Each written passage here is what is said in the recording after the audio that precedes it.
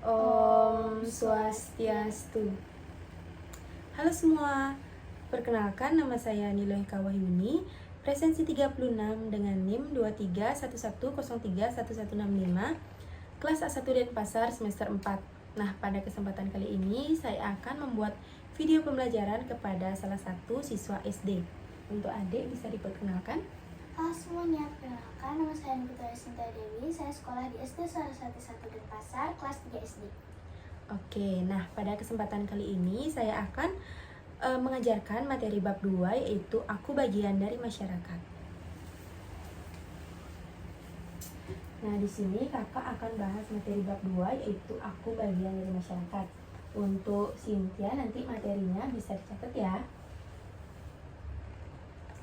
Nah, di sini kakak akan bawain 3 pokok pembahasan. Yang pertama ada kota atau kabupaten tempat aku tinggal. Yang kedua ada pemerintahan di daerahku. Dan yang ketiga ada mengenal tugas pemimpin di daerahku. Nah, wilayah atau suatu daerah adalah area tertentu yang memiliki batas atau ciri-ciri tertentu yang membedakannya dari daerah lain. Tiap wilayah memiliki pemimpin masing-masing. Pemerintah Indonesia memberikan wewenang pada mereka untuk memimpin dan mengatur kotanya hingga batasan-batasan tertentu. Yuk kita belajar mengenai wilayah dan pemimpin di daerah ini. Nah, sebelumnya Cynthia tahu nggak apa itu kabupaten atau kota? Kabupaten adalah kumpulan dari beberapa kecamatan. Oke, di sini kakak bakal jelasin sedikit ya. Nah, menurut Undang-Undang Nomor 11 Tahun 2006, kota atau kabupaten adalah bagian dari daerah provinsi sebagai suatu kesatuan masyarakat hukum yang diberikan kewenangan khusus untuk mengatur dan mengurus sendiri urusan pemerintahan dan kepentingan masyarakat setempat sesuai dengan peraturan perundang-undangan dalam sistem dan prinsip Negara Kesatuan Republik Indonesia berdasarkan Undang-Undang Negara Kesatuan Republik Indonesia tahun 1945 yang dipimpin oleh seorang bupati atau wali kota. Nah, kota atau kabupaten merupakan wilayah administratif di bawah provinsi.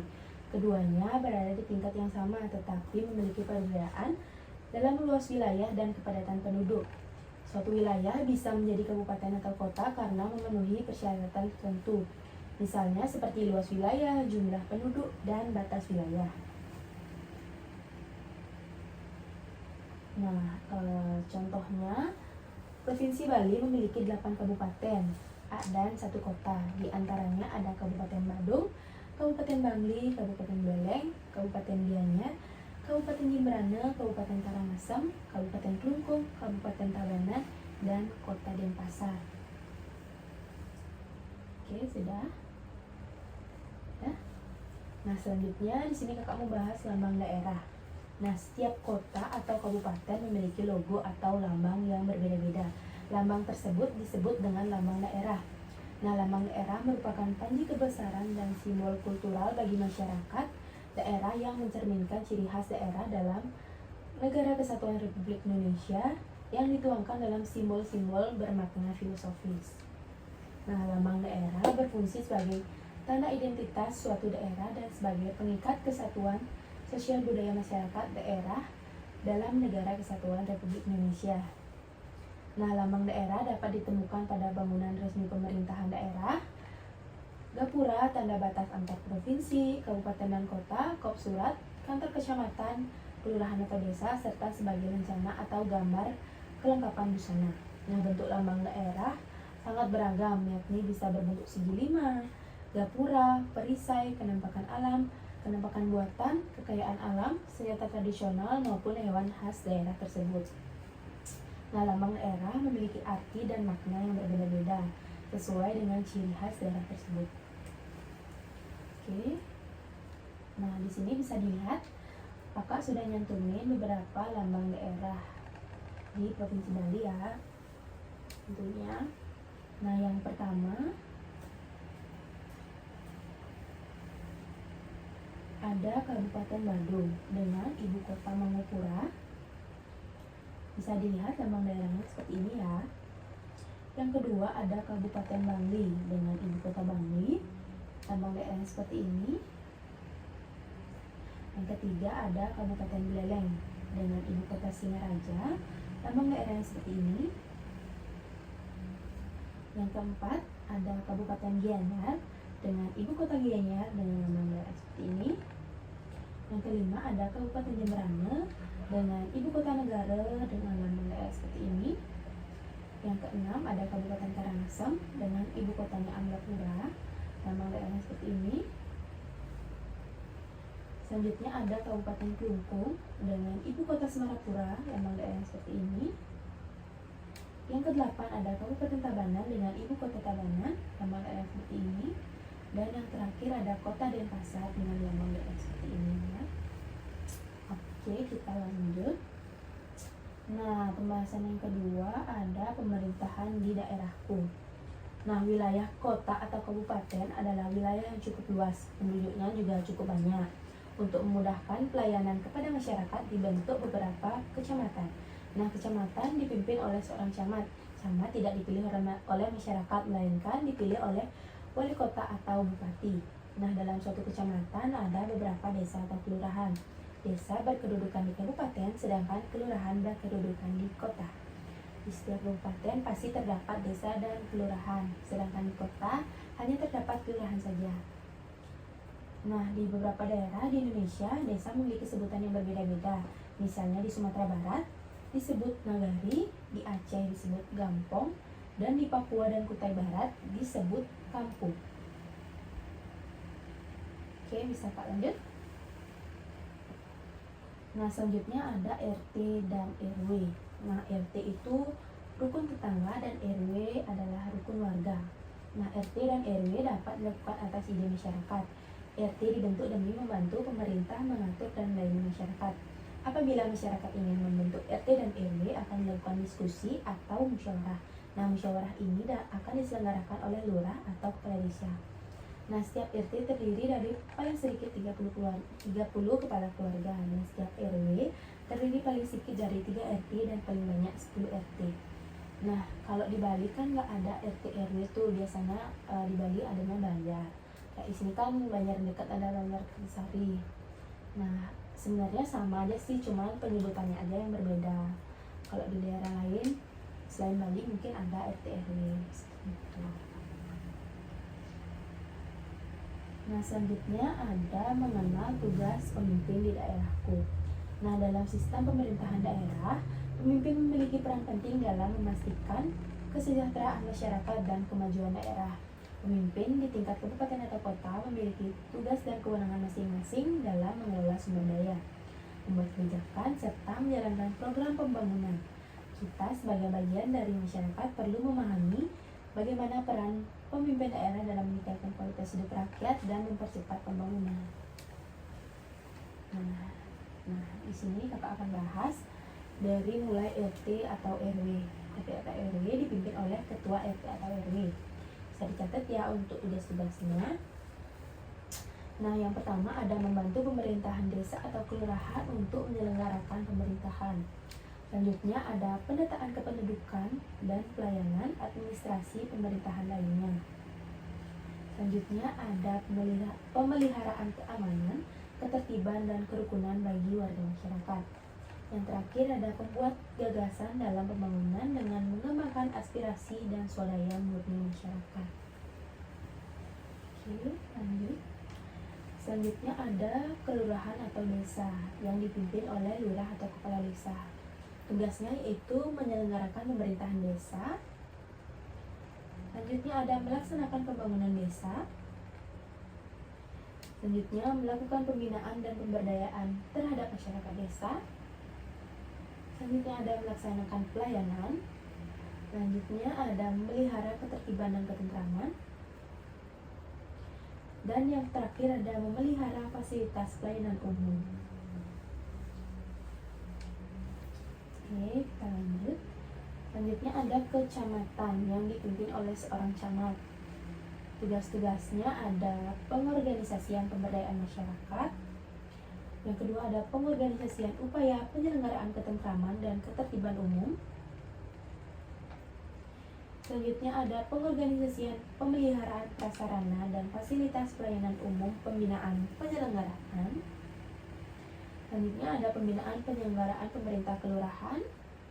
Dan yang terakhir ada pelaksanaan pelayanan masyarakat yang menjadi ruang lingkupnya atau belum dilaksanakan oleh pemerintahan kelurahan. Oke, yang selanjutnya ada kabupaten atau kota yang dipimpin oleh bupati atau wali kota. Yang tugasnya yang pertama ada melindungi semua anggota masyarakat di daerahnya. Selanjutnya ada mengembangkan kehidupan demokrasi. Yang ketiga ada meningkatkan mutu masyarakat. Selanjutnya ada mewujudkan keadilan dan pemerataan dalam segala bidang kehidupan. Selanjutnya ada meningkatkan pelayanan pendidikan. Dan yang terakhir ada meningkatkan pelayanan kesehatan masyarakat. Nah, segitu materi yang bisa Kakak jelaskan. Untuk Putu, apa ada yang mau ditanyain? Mengapa harus ada seseorang pemimpin di daerah? Nah, seorang pemimpin daerah sangat diperlukan karena memiliki tugas utama untuk memimpin pelaksanaan urusan pemerintahan yang menjadi kewenangan daerah. Nah, seorang pemimpin daerah juga membantu mengatur dan memimpin daerahnya supaya masyarakatnya bisa hidup dengan aman dan tentram. Sekian. Nah, selanjutnya di sini Kakak punya beberapa soal yang bisa Cynthia jawab ya. Soal yang pertama, dengerin ya. Pemerintah daerah tingkatan paling rendah adalah, saya langsung tulis jawabannya. Oke, yang kedua, pemerintahan kabupaten dipimpin oleh seorang. Yang ketiga, setiap RW terdiri dari paling sedikit titik RT dan paling banyak titik-titik RT.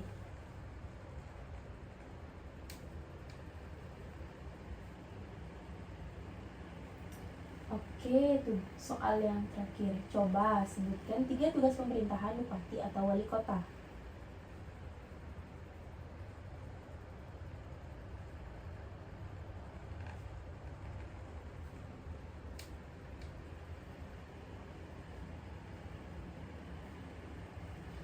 Oke, sudah ya.